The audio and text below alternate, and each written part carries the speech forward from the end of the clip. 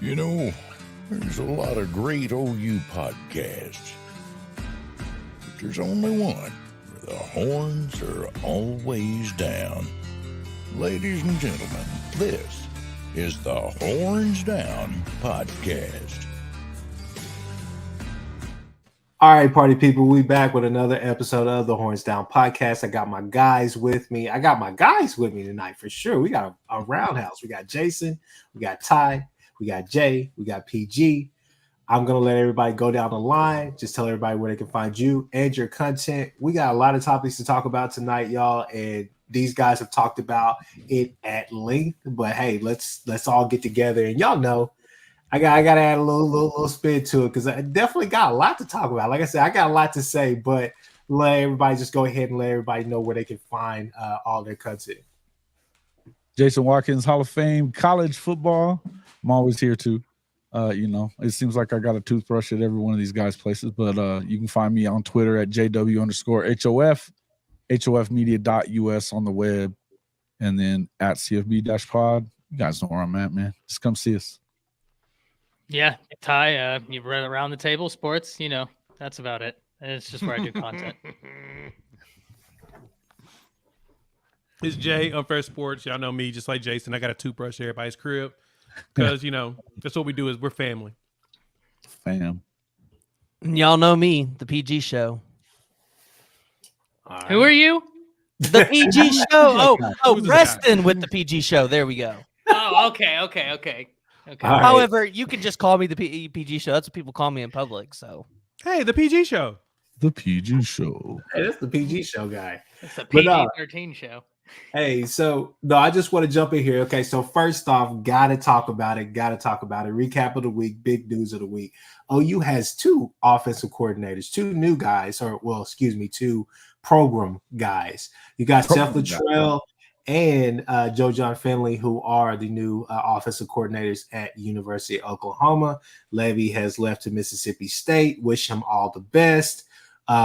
Levy, there are some things that will be missed, but there are also things that won't be missed. But at the same time, I wish you all the luck in the world. I think Mississippi State's a really good stop for him.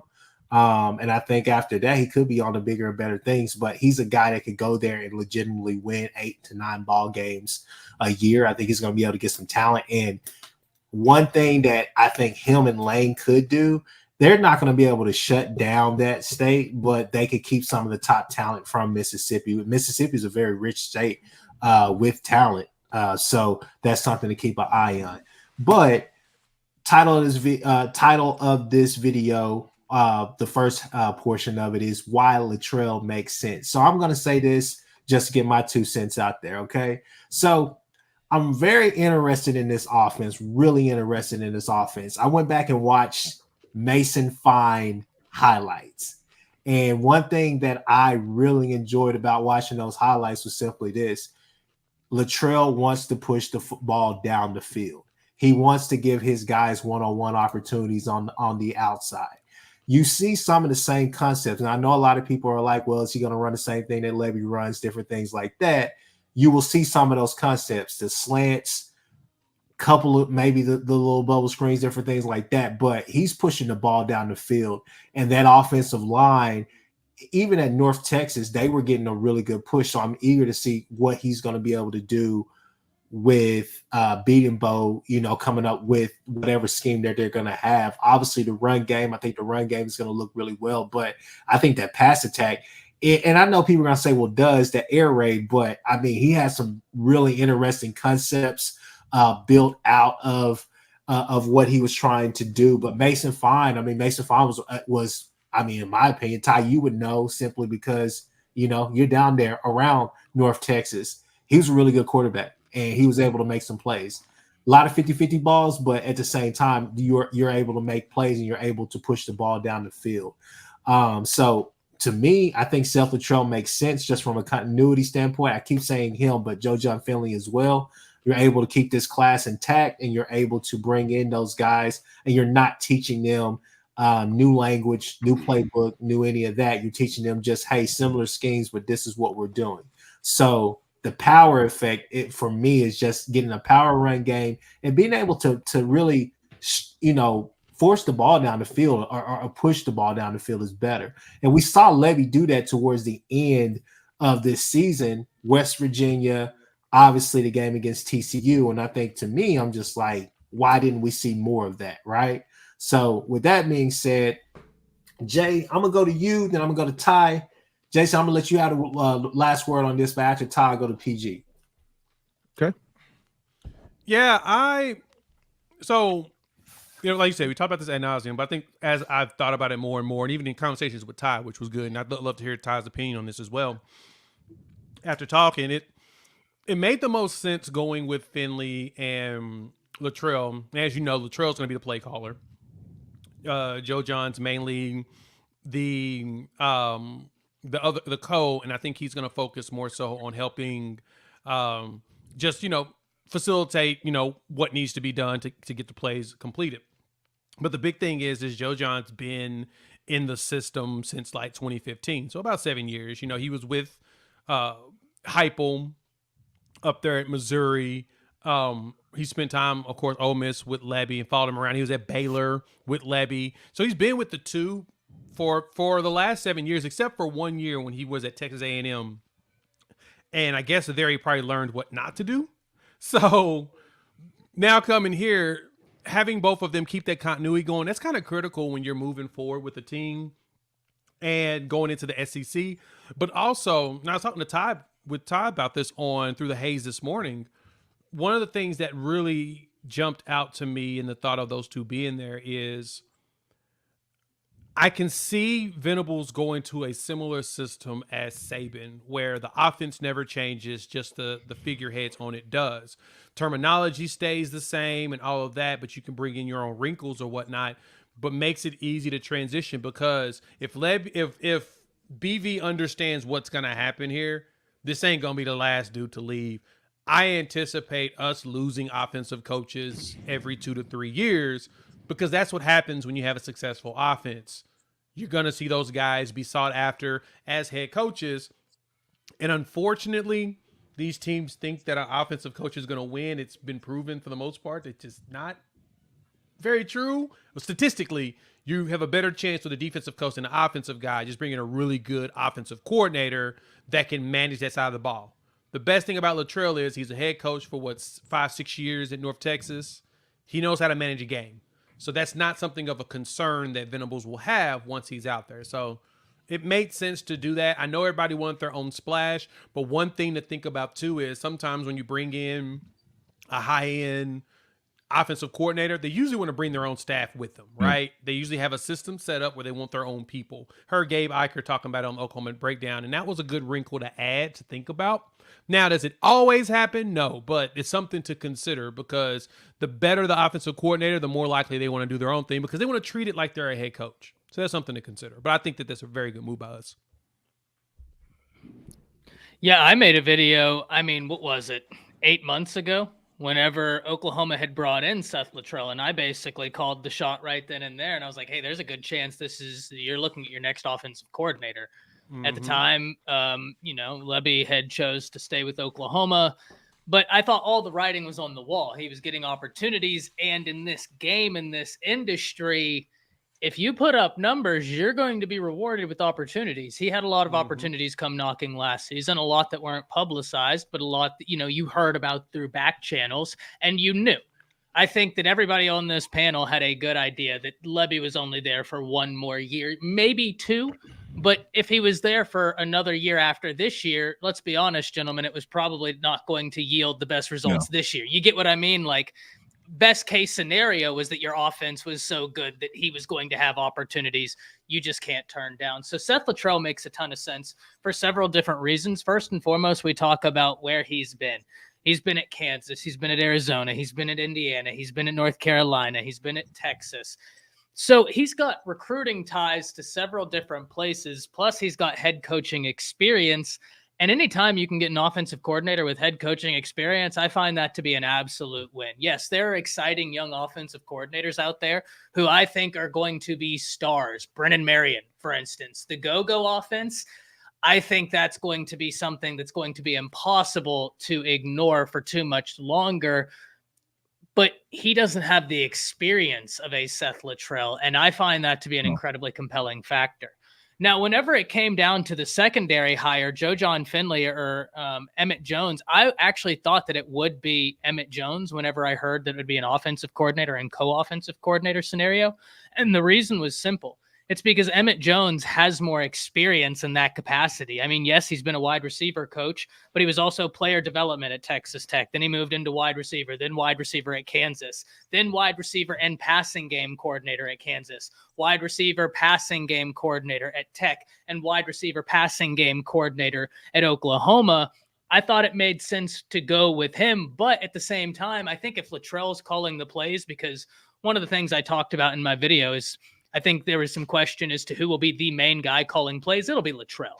He'll be the guy where when the play is on the line, the game is on the line, he's the one making that decision. Is you want him to be kind of the quarterbacks and passing game. He can work with Emmett Jones. And then you have Joe John Finley handle the other part. But either way, it makes a lot of sense, right? Whenever we ask why on Joe John Finley, we get to talking about his experience with Levy, because Joe John Finley also has experience as a passing game coordinator. He served as that position in 2020 at Ole Miss under Jeff Levy. So he knows this Levy offense. He knows this veer and shoot style. And Jay, I think, hit the nail on the head. I think that you're not going to see major variations from what you saw this year from the Oklahoma offense, because Joe John Finley is coming from that veer and shoot style. I think you're going to see a different style of the same thing. And I don't think that there's anything wrong with that. It worked, right? There were plays you wanted to have reined in, but I think that's what experience gives you. I think the areas where you might have had some qualms with Levy, the experience of Seth Litrell can really pay off there. Yeah, listen, and I think that's I don't believe that you're probably going to be the exact same. I think a lot of people in the chat are probably getting it right. I think you probably see them take the tempo away a little bit, which probably isn't a bad thing. Yeah, James said that earlier on, and I think you've got a couple of guys that have played tight end, fullback. I think you probably see a bit more variation with the sets and the way that you're running it. I think we all want to see that, particularly with some of the guys you got coming in, some of the guys that, you had Gavin Sawchuk really look good at the end of the season, and you want to see him get more looks. Look, when you got a guy like Xavier Robinson coming, along with the number one running back in the country coming in, you need to showcase your running backs. And I think that that's something that you're probably going to see. What I love about the fact that Litrell's going to be doing the play calling is the fact that he's been doing it for so long. He's got a history of calling top 15 in the country offenses. He did it as a head coach. He's done it as a coordinator. I don't think that I think that some of the uneven play calls that we saw last year, you're not going to see as much of that anymore. Right. And then it helps with, I think, as far as Joe John's concerned, I think that he's been an up and coming star in this for a long time. I like the idea that you keep hearing that I thought somebody was in there talking about Emmett Jones. I would have been okay with Emmett Jones getting an opportunity at this point as well. Now he's an associate head coach, it sounds like. So this is a good thing. Mm-hmm. You're keeping these guys around. And look, continuity was important, right? You're going into the SEC. You don't want to go in and try to run something completely different, but I don't think there's a problem with variation off of the offense as it was under Levy.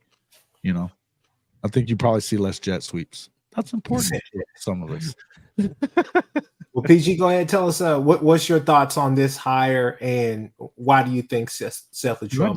PG, my bad, bro. I missed the Jeff sweeps already. I don't know about y'all. I missed them already. So I think Seth Litrell is a great hire, and I think one thing that a lot of people are not mentioning is Seth Litrell is a seasoned veteran in calling plays by himself. Right. Remember, Jeff Levy is really starting to learn how to not have an offensive mind help him call the offensive plays like he was doing at UCF or Ole Miss. So I think that's why at times you saw Jeff Levy struggle a little bit in trying to get a good rhythm, because he'd get something going and then he would try to figure out, well, how do I keep this thing going but not go 90 miles a minute? So I think with Seth Litrell, you're getting a tenured guy that can call plays, and he's done it by himself for a long time. And with Joe John Finley, I think you're setting yourself up for Seth Litrell is going to get offered probably another head coaching job or a really good offensive coordinator job somewhere else eventually as well. So they're just doing what they do best, that they're setting Joe John Finley up for success to potentially take this job over as either the head honcho, the full-time offensive coordinator, whatever that looks like. And then I like the move of making Emmett Jones your associate head coach. I would have liked it to see Emmett Jones as a co-offensive coordinator, I think just like everybody else. But again, I think you're setting Emmett Jones up to be able to go out there and be successful. And I think he's going to get picked up here in the next couple of years. I don't think we get to keep him very long. No, I think we're going to keep this thing rolling. It's going to be interesting to see what new concepts, what new wrinkles, and obviously I think that Jackson Arnold is those two are going to have to be on the same accord, but I think they will, and I think this is going to work. From everything that I've heard is that, hey, not only is he a hit with guys currently on the roster, but he's a hit with recruits as well. So I'm excited about Seth Litrell. But before we end this topic talking about Seth Litrell, I got to put Jay on the spot real quick. All right, Boomer 129 he asked, "Is there any downsides to Litrell?" Oh yeah, there's some downsides. He can run it down your throat. Now he won't run it in a loaded box though. That's the big difference though. Your biggest downside is not leveraging tempo when you need to leverage it, right? But the thing about Litrell and the way he's always called plays over, from the Arizona years to North Carolina years and everything, his tempo varied. It was never a consistent thing. So for fans, it's going to be a downside because y'all ain't going to be used to people switching it up and actually switching it up when they feel like it's best. So that's going to worry a heck of a lot of y'all. Why aren't we going tempo at this point? Why are we not going tempo here? Why aren't we slowing down? Latrell's going to manage the game based upon the way the players respond and how it goes. So for me, that's really your only downside is the unknown with him coming back into this, but nothing for us to stress about. It's going to be good. It's going to be good regardless for us. Our offense will still maintain in the top 20. We'll probably be top 10 again with him having them run around. And the talent we have, yeah. Just know that you're going to get a lot of running backs involved, and we might get a fullback. One thing I would say is that for me, one change that I definitely would like to see is just us be a little bit more. And we were at times, but I'd like to see us be a little bit more heavy in the red zone. And what I mean by that is, look, the quarterback run game was obviously working, and it worked a lot for Dylan. But, I felt like, man, you got this room full of all these running backs, and, when we spread people out, when we finally decided to do that, then, yeah, we were really good. But then after that, you're just like, we run it 3 times and can't get it into the, into the end zone. You're just like, what's going on? So it's like, I don't know. Levy's, it just felt like the space. Like, I know the spacing, I know all the rest of that stuff, but it just felt like, man, we could actually do something better. I know when we got down there, the play calling felt a bit repetitive because we were running the same plays 2-3 times in a row and all the rest of that. But I don't know. I'm excited about it. I know that I'm definitely excited about some of those key changes. I guess, Ty, I would just say I want to give you the final word on this and just let us know as far as when he was down there in North Texas. Like I said, you were close. I'm sure you may have caught a game or you just, kept a little bit of tabs on him. I think we may or may not have talked about Mason Fine maybe a couple of times when we first met. Yeah. So kind of what were your thoughts about that? Was it Litrell just didn't have all the weapons that he needed down there, or was it? Because when I'm looking at the tape, I'm like, you could see the effort. You could see some of these guys could play high level Division I ball. Not saying that North Texas Mean Green isn't high level D1 ball. I'm just saying that it's a difference. So kind of what was your take on him, there while he was there? Yeah, listen, UNT doesn't pour resources into the program, so I don't think he should have been fired. But if we're being as objective as possible and talking downsides, I think the chief one is that they never recaptured the fire they had when Graham Harrell was the one calling the plays. Graham Harrell has gone on to be, big jobs in front of him. They never recaptured that. And then he was fired. And when he was fired, the offense actually took an instant step forward the next year. They were better. They had a quarterback throw for over 3,000 yards. But that being said, it's UNT. It's impossible for me to pin failures of UNT on a coach when it's UNT. They just don't pour a lot into the program. He's a very experienced coach. He gets the ball spread out.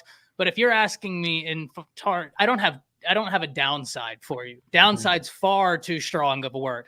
But if you're saying, oh, well, are there questions? My only question would be, who exactly is Seth Litrell going to be with Oklahoma? I'm just curious, right? It's not a negative question, but they never were able to recapture the offensive firepower. Like, for instance, whenever they had Graham Harrell, I believe their offense was a top 20 in the nation. Let me check that. They went from 19th in 2017, 2018. Graham Harrell was there. They were 28th. The next year they went to 52nd, then 23rd in 2020. So like I said, he can call plays. 77th in 2021. 2022, they were 28th. He was fired in 2022. They ended up as 24th the next year with the quarterback, a brand new quarterback, throwing for 3,000 yards, where that was a real big problem after Mason Fine left. They just didn't have a guy. But he's a really good play caller, man. He's going to get the ball to all three levels. So no, I don't have any downsides for you at all. Not any downsides. So as the current SEC guy on this panel right now, is a Litrell offense? Is this a good offense going into the SEC next year? I would think so. And to answer Purple's question, Litrell had 2 9-win seasons. Those came with Graham Harrell, and then once again they never recaptured that. But like I said, that's UNT. They also lost Mason Fine. He was a fantastic quarterback. At UNT, you just don't have a bunch of Mason Fines. That's why I keep saying, if we're being as objective as possible, I can't in good conscience count that as a downside. UNT doesn't have resources. I don't know why they fired Litrell. He should still be the coach here. They should have just given him the resources, and they'd be doing much better. In terms of SEC, listen, he's an experienced play caller. He called plays at North Carolina, so he's familiar with an ACC landscape, which isn't SEC, but it's big-time football. I think that experience mixed with it's going to be more or less a continuity of what you already do. And that's already a dangerous offense. I think, like Oklahoma is always going to have a formidable offense, so I don't expect any less. And it just came back to me what I definitely wanted to ask you before we moved on to the next subject was simply this. We talked a few weeks ago about kind of, and I hate to admit, because I know some Texas fans, Nick and Steven, we talked about this early on whenever Jeff Lebby came here, was just marrying those two systems, marrying the two philosophies or whatnot, high up tempo, 1 and 2, 3 and out. I mean, not 3 and out, excuse me, but basically try to, push the ball down the field, score as quickly as possible. Brett Venables with the whole, bend, don't break defense, right? So, obviously what I'm trying to ask is, do you think that this marries this offensive style of the ball? Yes. It complements the defense actually. Yeah, listen, I think that it's still going to be, I don't think that Joe John Finley is co-offensive coordinator if you don't continue doing some veer and shoot style stuff, right? Because Emmett Jones, in theory, has been in offenses that are more analogous to what Seth Litrell has been in. So if you go with Joe John Finley, to me, that's like, okay, well, we liked what Lebby did. We liked this offense. Yeah. We just need an experienced play caller to rein it in. And Chris, to your point, we love what we're going to do on defense. We like the theory of our offense, and how couldn't you? It was a top 15 offense in the nation. You can't argue with that. Get an experienced play caller in there that understands you have to have that cohesion. Seth Litrell is. And if we look at his rushing attack at UNT, it was always formidable. Always a formidable rushing attack. I think it's a good move. I think it's a really solid move. No, I'm pleased with the move. I don't really. I mean, there were some other names that popped up or whatnot that caught your eye, but I think that I believe in what BV is doing there at OU, and so I'm excited about it. So let's go ahead and move on. I'm gonna open it up. PG or Jason, you guys can go ahead and go first on this topic, but we're going to talk about the portal. Look, we got 70 people in here. Go ahead, like, subscribe, share, do all those things. Like and subscribe to everybody else's channels on here as well.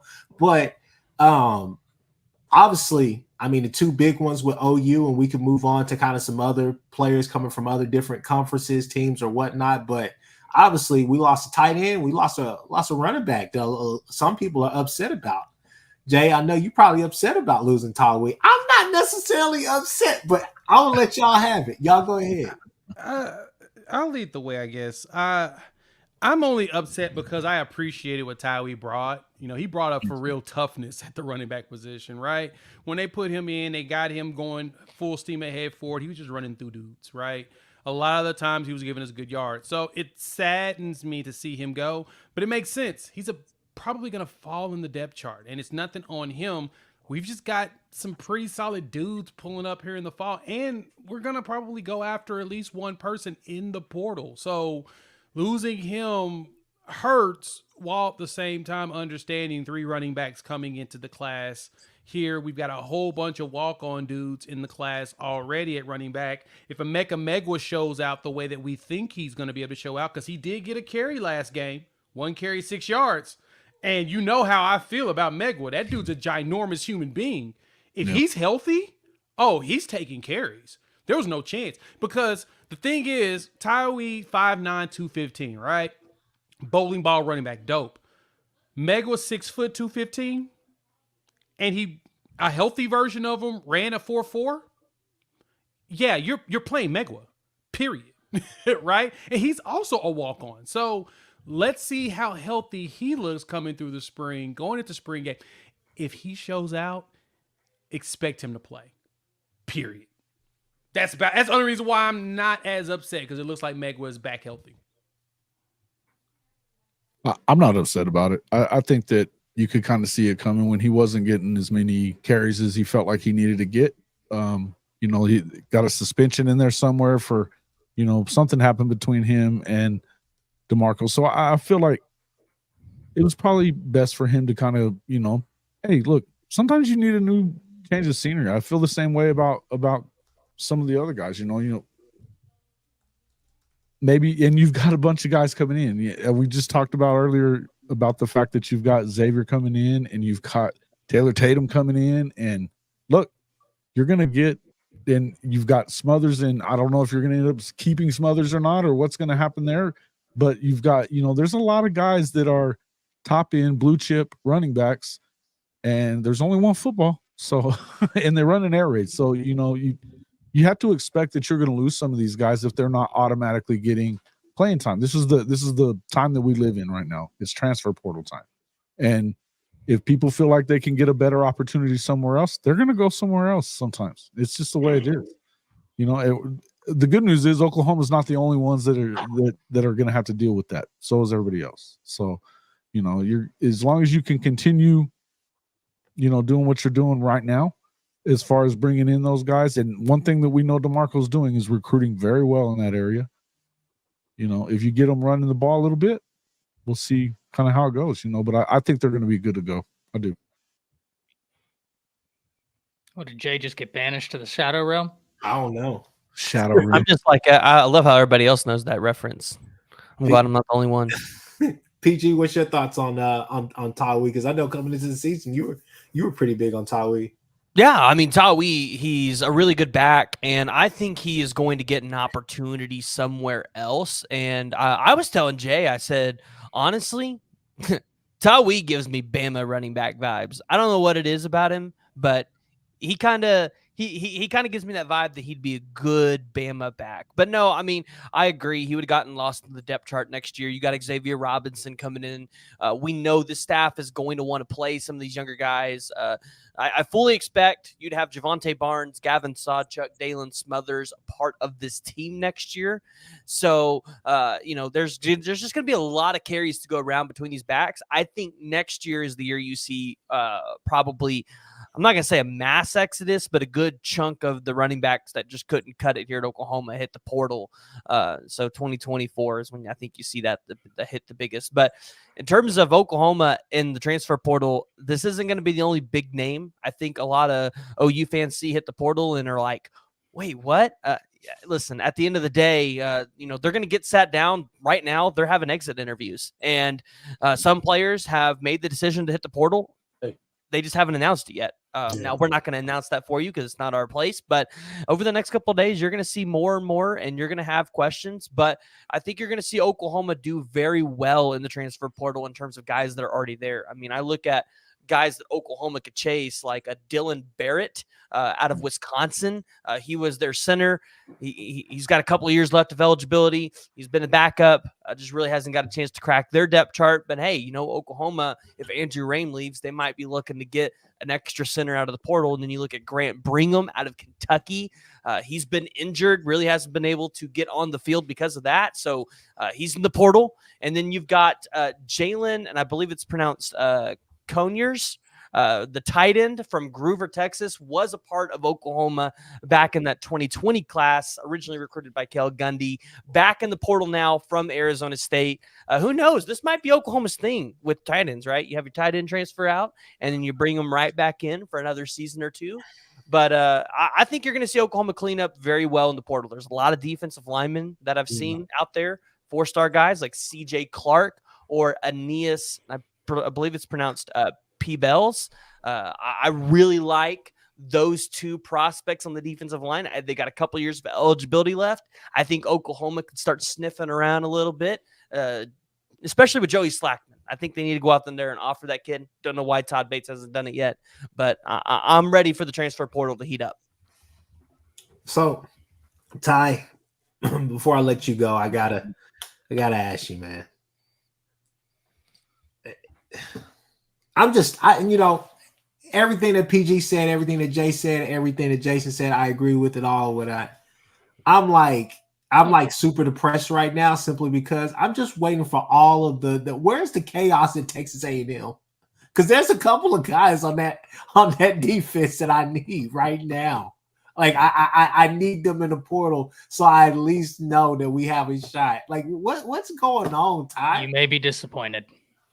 If they retain Elijah Robinson, I've told y'all this for a year, man. I've told y'all this for years. A&M is dysfunctional. I grant everybody that. Jay, you and I have had this conversation. Chris, you've heard me say this to people, commenters, people who've came on the show so many times. I understand. A&M is dysfunctional. They do one thing real well, and that's that defensive line. And hats off to Elijah Robinson. That team loves him. Mm-hmm. I mean, you listen, from what I understand, the team was really petitioning for that to be the guy that took over. Now, he's not – I've heard rumblings of Florida trying to get him. I've heard rumblings of other places trying to get him. But if A&M keeps him, that's going to be a catalyst for them keeping a bulk of those guys. Now, let's remember something, gentlemen. They have stockpiled a lot of talent, and for as much as they have, it's only natural for you to lose something to the transfer portal. It's why I say every single year, the transfer portal giveth, the transfer portal taketh, right? I'm an Alabama fan. I know all too well, the transfer portal will come knocking. It's the natural order of things in college football. At A&M, though, man, I think Elko really helps because a lot of these defensive guys know him. They were recruited by him. And I think if they retain Elijah Robinson, that's huge. The offensive side of the thing, I'm interested in, right? Because Evan Stewart didn't travel with the team. You've heard about some teams in connection with him. We'll see what happens there. But I think people might be a little bit surprised how few people transfer out of A&M as opposed to how many. Does anybody on this panel tonight think that do you guys not think that it's a foregone conclusion that Riley Leonard transfers to A&M or nope? Oh no, He's going to Notre Dame. There were like 14 It was messed up. It was like Christmas. It was messed up. He entered the transfer portal. Jay and I had the exact same thought, almost simultaneously. I saw his quote tweet, and I was like, he beat me to it. I'll leave it be. But I was about to quote tweet, Texas A&M is a team to watch here. As soon as I see Jay's, Matt Zenitz has a tweet that pops up right as I refresh. 30 seconds after Jay tweets his, Notre Dame is now expected to be the favorite for Riley Leonard. Tampering. It's a beautiful thing, and it is happening, ladies and gentlemen, and it's legal. But now, to answer Chris's question though earlier about the portal, Chris, I still think you're going to see players hit the portal from A&M because I think Elko, although some of these guys were recruited during his regime, I think he's going to come in and try to fix the locker room culture. And I think some of these guys, no matter how good they are, they're going to be portaled out. Now, the question is, does Elko have a say in that? Or are the boosters going to tell him when he wants to portal out a 5-star defensive lineman, no, you can't do that? I don't think you're wrong, PG. Here's what I'll say. They tried to do that before this season started. That's why Bowie wasn't there. That's why Denvo Harris wasn't there. Like, that's what they tried to do before this season. Yeah. Yeah, I think Elko's going to clean house, but he's like only a week into the job. You got to give it a little bit of time. You got to give it a little bit more time. And I think there's a good chance Elijah Robinson ain't there unless Texas A&M is willing to make him one of the highest paid coordinators in all of college football. What makes you think they won't? They made Jimbo one of the highest paid head coaches for jack shit. What do you $5 million to be a coordinator? Jay, what you got to say, Jay? They got Elko on the cheap too. Florida's pretty desperate. Florida might pay Elko whatever. Hey, Jay. Jay, go ahead, man. What you got to say, dude? I mean, Ty said it straight up. Like, what makes you think they won't pay this dude after what they did for Jimbo Fisher? Look, they got Elko on the cheap, and I am so disappointed in Jimmy Sexton for not throwing his weight around, putting that big belly on the table, saying, no, you're going to pay my man $10 million a year. He couldn't even get that done. Sounds like Texas A&M may be taking a new leaf. They actually pushed back on Jimmy Sexton, which no one has ever done that before. I'm impressed by that and disappointed in Jimmy Sexton for not throwing his weight around. He just robbed them, though, Jay. In fairness, he just got done robbing them.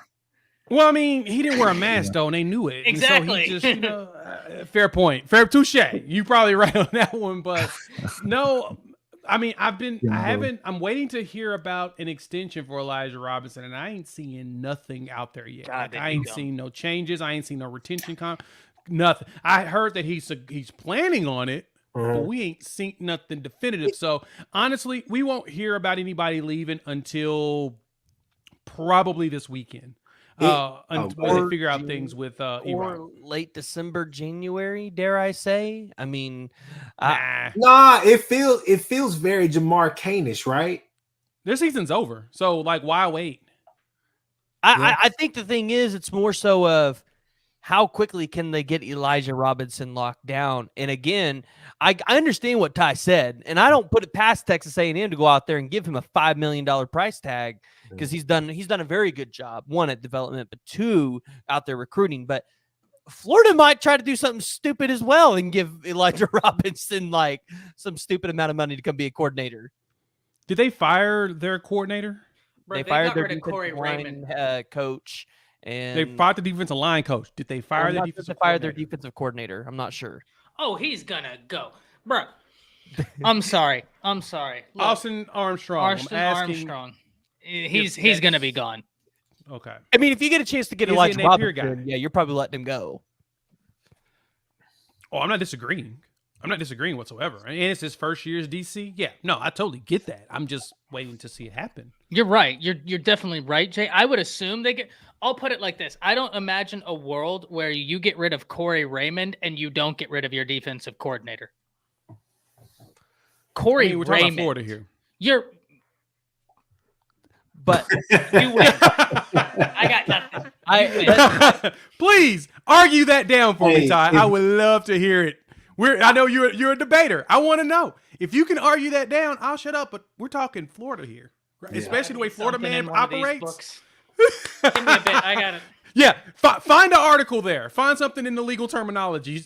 If you want to help him Chris, please feel free, find them something in legal journals of arguing against that. Because I'm just saying, it's Florida. Like they don't do stuff that make any sense. Napier has done nothing logical since he's been there. I don't It's think looking Walden's like a Pond dumpster. is going to help me. He's lost a couple. He's lost a couple of weapons out there, or at least some young talent that you're just like, man, you're hearing a lot of rumbles. But when I saw that Corey Raymond that fire, I was like, wait a minute, this, because I've heard nothing but great things about him from you guys. Right. I don't know what Napier is doing, but my uncle, I haven't even mentioned him tonight. My uncle always has the same. He said, nephew, if you see a coach fire a lot of his coaches, and especially there's some of his better coaches, his better recruits, that means that next year is probably his last. Because when you have to clean house, because he said the same thing about Jimbo before this season started.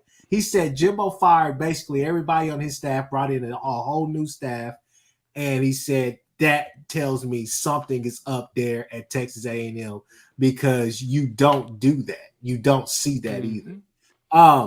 Frightening came in here. He's talking about, I don't see. Basically, he's comparing, which I think a lot of people did, was what's the difference? What's the major difference between a Mark Stoops and an Elko?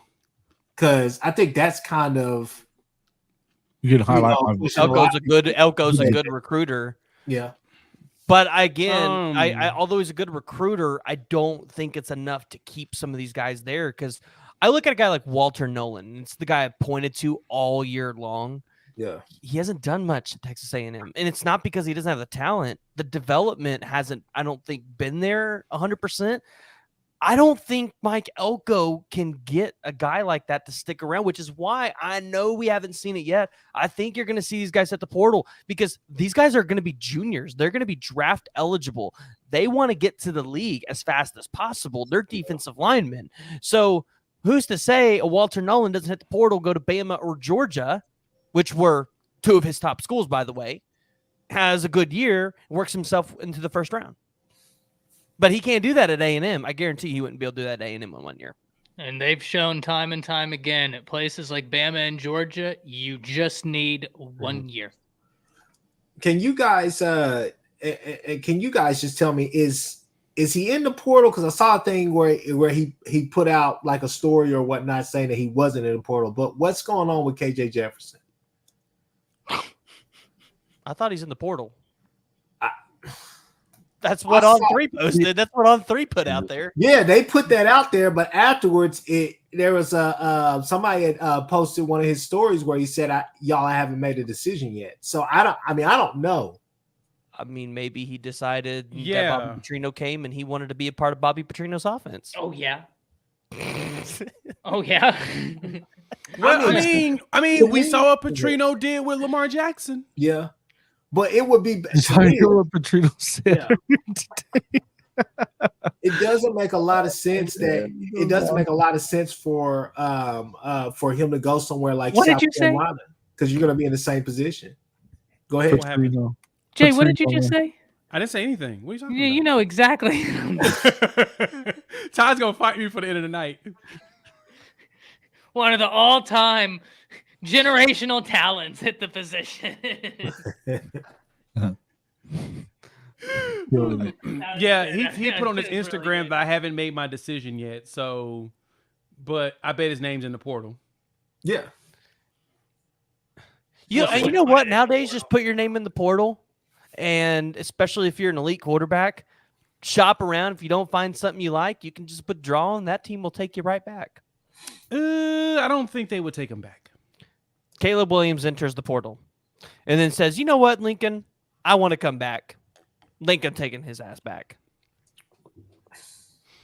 I don't know. I think the same thing for Arkansas, because I don't think Arkansas getting much better than KJ Jefferson out of the portal. No, I don't know. There ain't no way. Hey, frightening. No, I think maybe I can speak for the panel on this one. I think DG is going to test his luck, right? He's going to try his luck in the NFL process, or what? What is he going to do? I've heard he's got some stupid NIL numbers. This guy might decide to stay in college another year. I mean, he would. Oh, He would to probably go make number one, and you don't. All you can do is screw up number one, man. There's no way. All you can do. However, though, where does he go though? I mean, does he go to Mississippi State or does he go somewhere else? Like maybe he goes. You know what? Maybe he goes to Hawaii. Maybe he just says, you know what? I want to go home, play my last year in Hawaii. Maybe he does that. That'd be sick. I'm not gonna lie, that'd be kind of sick. That'd be huge NIL money right there. That'd be. Let me throw. Oh, go ahead. Isn't he the all-time record holder in Hawaii? Didn't he break all the records in high school? Like I think he broke all of Tua's records because Tua broke all the records, and then I think DG beat all those records. Like that would be sick. Like I'm not saying it's going to happen. I have zero knowledge on that. I'm just saying for like the state of Hawaii and like the program of Hawaii, that would be sick for them. That'd be so cool. Somebody said DG 1 million to Oregon. That's Dante Moore's job, baby. Dante Moore going to Oregon or Michigan. I thought he was going to go to Miami. Nah, Miami ain't got it. I think if DG stays in college, he's going to obviously end up at Mississippi State. Yeah. I see. That seems like the obvious answer, but like the thing is, if DG enters the portal, assuming you don't have a name like Caleb Williams, even over Dante Moore, he is the biggest name in the portal at quarterback. No, he's not. Oh, I agree. He is. You said DG? No way. He is a top 7 in passing leader. Top 7. Let me throw something out there. I'm about to throw a bone out there to y'all, okay? Don't go crazy. All right. It's been reported that Penn State is set to hire the offensive coordinator from Kansas, okay? Ooh. So you so y'all just said that DG would be, tops or whatever the case may be. What happens if Daniels goes? He's still hiring. That out there. That's where he's had success. He's still hiring Daniels. Yeah, Daniels ain't going though. Yeah, they got Drew. They got Drew Allar. Daniels. Drew Aller. Yeah, Jalen Daniels. Yeah, they got Aller. I still don't think Jalen Daniels is bigger than DG. Oh, I do. I think he is. Because that dual threat capabilities, he's bigger. Come on. Definitely. Come on, man. But DG is definitely up there. I love DG. I just don't think is a transfer. I mean, he put up the numbers. He puts up the numbers no matter where you put. Oh him. no, He's you're not put up the wrong. numbers. I said it earlier. In our Discord that look, the reason if he was going to stay, I wish he would stay at Oklahoma, because you want to have a guy that has experience like that in your first year in the SEC that doesn't turn the football over, and he doesn't. He had almost 50 touchdowns this year too. Mm-hmm. Yeah, he's not turnover prone. He would have had more if not for all the damn jet sweeps and all. But anyways, we'll go for that. But yeah, no, I just wanted to throw that out there to y'all and just say, I mean, Kansas OC going to I can't say his last name. I won't even try it. Oh yeah, Cuddle-Nicky. But he goes to Penn State, and so Jay, I'm looking at you, Jay. So you're telling me you don't think that Jalen Daniels will even look at that, because you know the rumors. No, because you got Drew. No, I'm saying Jay. You Drew Allar. Guys, it's Penn State. He could go and it's a better program than what he's at right now. You go and you get a bag dropped on you, and you. I don't think Penn State's going to do that. I don't think they want him. Yeah, he's not gonna. Yeah, they got Drew Aller. They've already got their quarterback. They just need an offensive coordinator to make it work. Drew Aller. After seeing how he clammed up against, because he's a true freshman. He's a true freshman. I'll tell you what, it's going to be a bombshell if Cam Ward hits the transfer portal. That's when. Oh my God! And I'm going to tell y'all this. Did y'all see what happened about? It was about 30 minutes before Kyle and I went on Bleacher Report. So about 4:30 this afternoon, one of Washington State's big-time receivers, I think he had 900 yards this year, he hit the portal. Now, I'm not saying that he wouldn't hit the portal. I'm just saying that it's interesting someone that had that much production is bouncing from Washington State if your guy who got you or had a part in your production is staying, right? So we know that there have been $1 million offers on Cam Ward. We know that. And that guy hits the portal. I mean, it's going to be pandemonium. Dante Moore and Cam Ward, and then you've already got DJU in there too. Grayson Well, you got McCall. Will Rogers in there too, but Will Rogers is in there. I think Will Rogers would be smart to withdraw his name and stay at Mississippi State. All right, I what don't was think the that Levy's numbers asked with him Levy? to. I don't even think that Levy's asked him to. Oh no, Levy probably Well, don't know. and this is the thing, PG. Levy likes more mobile quarterbacks, and I think That's not Will Rogers. I think Will Rogers is making a good move here. Well, Because then he needs to go tamper and go get Malik Murphy. I think that like if he Know could what's up? swing a Grayson McCall, that would be fantastic. Yeah, that would be good. But at the same time, unfortunately, Malik's a pocket passer. He's not really a dual threat. Can he run? Yeah. Will he run? No. He's not a true dual threat, but if he wants to use his legs, he can. So again, let me repeat myself. He can run, yes. Will he? No. I'm just telling you his game. He ain't gonna run. And McCall's That's the kind of problem. the same way. He's not really a mobile guy, but he's proven to like be willing to take those opportunities. Right in 2020, he had 569 yards, so we know he can. He doesn't But really does like he want to. to? It's kind of Yeah, like yeah. Bryce No, Young fair. was really in the system there at Alabama. We know Bryce can scoot. He can go. He wouldn't run. That's just wasn't his thing. Yeah, that's true. So which one of these quarterbacks ends up at Florida State? Because They Florida got their State's guy. going to take I feel like they're going to take a 1-year rental or a 2-year rental out of the portal because they have a 5-star coming in this cycle. But I mean, you Rudemaker guys is going to know be my their quarterback take. next You don't season. start true freshman quarterbacks. Rudemaker's their quarterback. He's going to be their quarterback next season because they're going to tee it up perfectly. So that 5-star quarterback, what's his name? Cromanhope? Yeah. Luke Cromanhope? Yeah, he's starting. He's starting. He's going to take the job halfway through the season. They expect him to be a monster. So yeah, I don't see them. I don't really see them taking anybody in the portal that could hinder them having Cromanhope. This start. comment about Vandergriff cracks me up. Oh, I was just about to say, yo, what about Brock? But hey, look, Purple, I'm just gonna say this right here. I'm gonna leave Malik alone unless these guys want to tackle that. Jason. Because I could see it. Whenever you mention Malik Murphy's name, Texas fans come out of the woodworks and say, hey, you can talk about Quinn. Don't talk about Malik. But the thing is, they don't want him to start over Arch. The hell out of truth right what do there. they want? I don't know. Is yours going to stay though? Is that what's going on? He's going to go ahead and stay another year?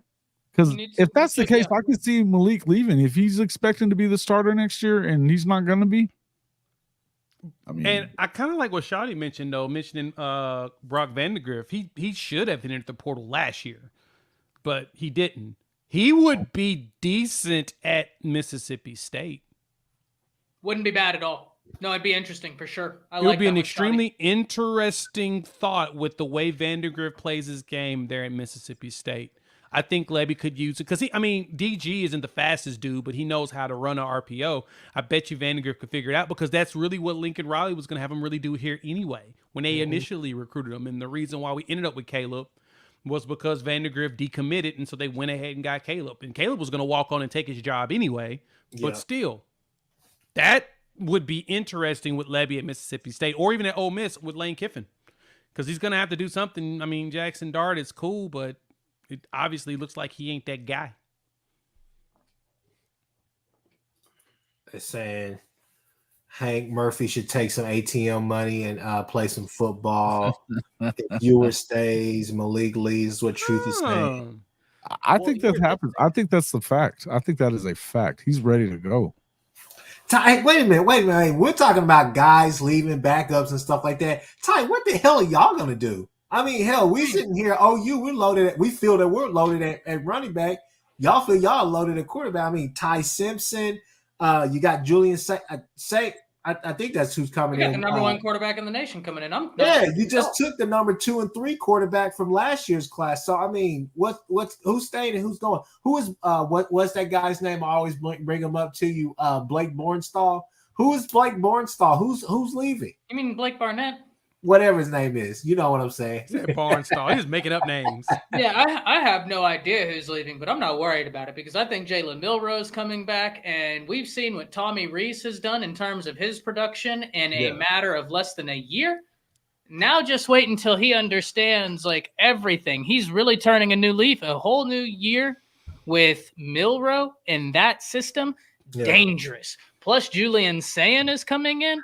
My goodness gracious. I'm excited, man. I'm not tripping. The running back room is going to be fine because they got 2 5-star running backs coming. They came in last year. Justice Haynes, Richard Young. Mm-hmm. It's a beautiful time.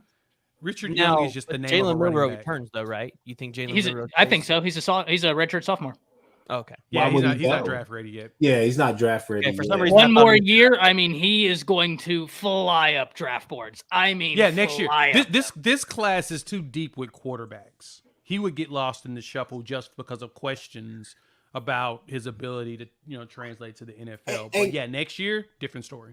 And great point. And I want to just piggyback off of just if we just stop not about the next year part, but get lost in the shuffle in these quarterbacks. Do you guys feel that's what happened to yours? Jason, I'll let you go on that one.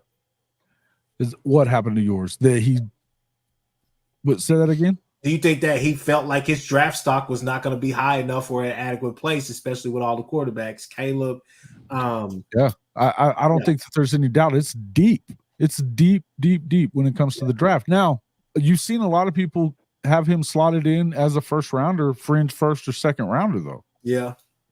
I think that if he was to get the right grade whenever they send out for that. But to be honest with you, I mean, if you're not a first rounder and you got a chance to go back and you're in a situation right now where you have a chance to go to the playoff right now. Now, if they're able to get into the playoff and he does good, that could help him. But if he doesn't, if they don't win the whole thing or whatever, then and you can come back and improve your draft stock, and next year's draft is not as deep. I don't know. I don't know why you would do it but here's the thing. Does Sark push him out? Does he end up having to hit the portal again? I don't think they believe in Arch that much. Why would you think that? I'm just looking at some things that Arch might not be as far along as they would have hoped. I don't think I don't know. He's a freshman. I'm not worried about how far along. And drafting is about potential. Yeah, I mean, truth. Nobody is doubting that drafting is about potential, but I mean, Ty has said it, and we talk about it all the time. It's about the value where you can get these guys, and this is team's not going to select him in the first. They can get him in the second. No, they're going to get him in a second. I mean, look, Spencer Rattler. I think I can speak for most of the panel. I want to say I can speak for all of the panel. I think Spencer Rattler has first to second round value, but probably is a third or fourth round guy. I think he could get to the first or second round. Depending I think that his pro day is going to be crazy. Well, I think it's just depending on what quarterbacks actually declare. So we're all under the impression that Drake May, Caleb Williams, these guys are going to declare. They have not declared yet. They haven't made up their minds. So there's a chance that you have some lone wolves, and maybe Quinn Ewers goes, "Oh, well, if those guys aren't in there, maybe I have a chance." I don't know. I think that, it's one of those things where first round money, that's a lot of money, guys. Yeah. I mean, we're talking, go ahead. I think he can play himself into that, don't you? Quinn play himself into the first round? Yeah. Yeah, I think he's got first round potential, but to Truth's point, the NFL is about potential. You're 100% right, which is why he'll go to the NFL. Right.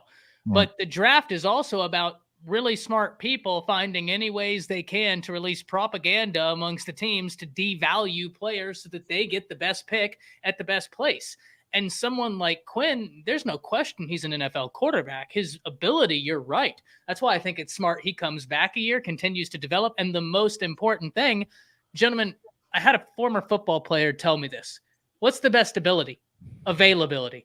What's the one thing we haven't seen from Quinn since his sophomore year of high school? A full year of availability. And he has so much ability. but we need to see him put it together one full year. He can be a first-round quarterback. I don't think there's any question about that. I just think this year's draft is way too deep. See, but we keep saying it's way too deep, but nobody's declared yet. Yeah, but I don't know why they wouldn't, right? Like, what is Caleb Williams going to come back whenever that team did worse this year than they're probably going to do next year, because they're not running from Washington. They're not running from Oregon. They're not running from UCLA. They all follow them to the Big Ten. Now you got to get your ass whooped by them, plus Michigan, plus Penn State, plus Ohio State. There's no guarantee he beats Loxley and them out at Maryland. Like, it's a hard thing coming, man. I don't know why you would sign up for that. Not when the value is hot. Yeah, but I think $33 million in Hey, do y'all want to know something that's crazy about that USC schedule, 2024 schedule? Is that as the season went on, because when it first dropped, you were like, that schedule's not bad. It's just, hey, Lincoln, you just got to nut up and go beat Wisconsin or whoever. You know, those teams that work defense against freaking San Jose State. Yeah, but as the season progressed, you were like, wait a minute, let me go back and look at this schedule. It felt like it got harder. The 2024 schedule that they haven't even played yet felt like it got harder as the year moved on, because more and more you started to see that a lot of the teams on their schedule play the style of football that a Lincoln Riley team does not like to play, which is just physical all 4 quarters. He has at least 5 losses on that schedule next year. At least 5. And I just don't know why. If you're Caleb, like, guys, we got to realize this. I know he's making great money in college, but this is one thing I don't think people understand. Everybody's like, oh, well, NIL, maybe someone will stay in college an extra year and benefit off of that. There's nothing in your he can still be sponsored by Gatorade, Beats, Nike, while he's in the NFL making $33 million on a contract that a lot of these guys are negotiating to be fully guaranteed for these. So now you're making $33 million plus $5 million more NIL. God, this is simple. Go get the money. Yeah. NIL is not doing anything to keep anybody around. NIL does not make enough money to get. He can make that money while being in the NFL. Like, you double dip when you go to the NFL, because NIL is endorsements. Don't matter what nobody tell you.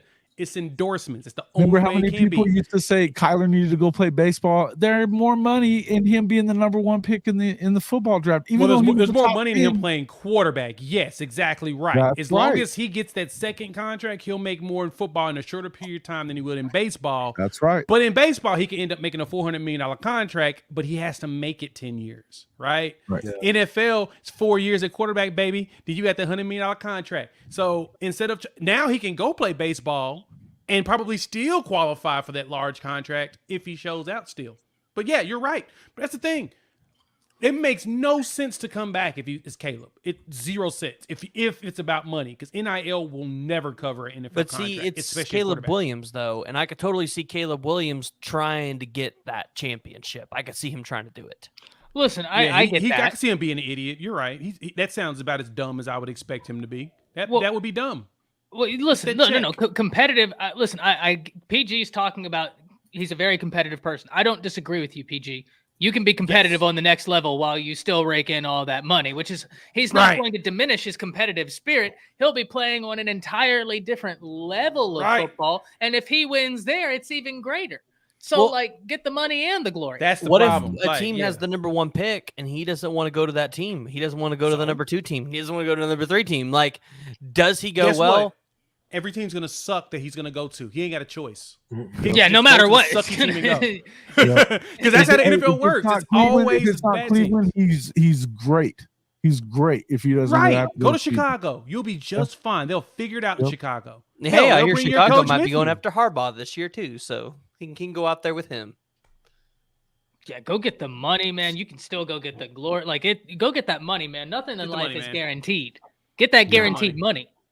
Get the check, guys. Get the check. Listen, y'all, we've been on here for 1 hour and 3 minutes, man. Hopefully y'all enjoyed this stream. We talked about Seth Litrell, John Finley. We talked about portal guys, not only from OU, but from all over the place. And we talked about a little bit more, obviously. Caleb has all of PG's interests. I think PG is like, is this dude really going to come back? Which it's just crazy to me. Why would you come back to that? But I think the better question is Lincoln going to find a quarterback in the portal? Because I'm not sure. I'm a big fan of Miller Moss. I think Miller Moss looks good too, but Miller Moss. Shoot, we talked about Arch Manning and Texas not believing in him. Malachi Nelson? yeah.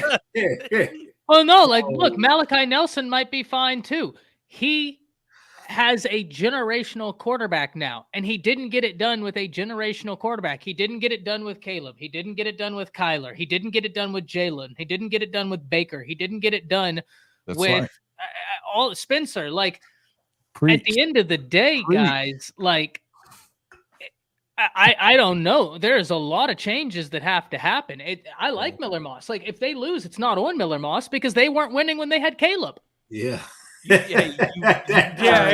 makes me really happy though is we have now ain't that a way to end it? We have now proven that Lincoln Riley can't win with quarterbacks if he recruits them. He can won with Jay Coker quarterbacks if he takes them through the portal. That's the only way he can do well. All respect, Jay Coker. You did amazing. You're a great quarterback. But that's my point, right? Like Kirby won with Stetson Bennett, bro. Like these are not the same. We're gonna end on this, right? James Strice says shit. Lincoln's likely to jump in the portal himself. Yeah. He's been trying to jump in the portal for weeks, bro. That ain't going down. They might push him in the portal. All right, y'all. We about to get up out of here. Push him off a cliff. Jason, we're gonna go down the line. Jason, go ahead and start us off, man. Where can everybody find you at? Man, you know where to find me at. Hall of Fame College Football with Jason and the Coach at CFB-pod here on YouTube. You can find me at JW_HOF on Twitter. I'm always here. So, yeah, check it out. Yeah, you can find me at Around the Table Sports. I just do constant college football content. I just talk into a mic. Nonstop. That's nonstop. Through the haze, through the week. He does Bleacher Report twice a week. The man's everywhere. Like he's internationally known. He's just everywhere. Jay Smith, Unfair Sports. Find me on YouTube as well as whatever podcast I download and listen to. And Kchris will be joining me, on a regular basis as well. So thanks for having me pull up as usual. PG. Y'all can find me on YouTube, The PG Show. So I'm about to go. I'm watching this OU basketball game, and it's the court's got me all freaked out. I can't get used to it. Look, y'all. Y'all pray for me because this Saturday I'm gonna. My fiance, she's an O State fan, so I'm gonna have to watch them in Texas, and this is gonna be torture. So, okay. With that being said, y'all already know. Horns Down Podcast. Chris Griffin, your host. We out of here. And it's been